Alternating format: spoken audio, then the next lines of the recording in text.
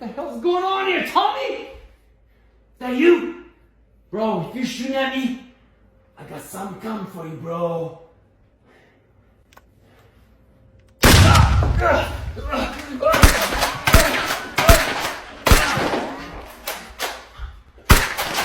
What's that? Nerf Corp? Zombies? People!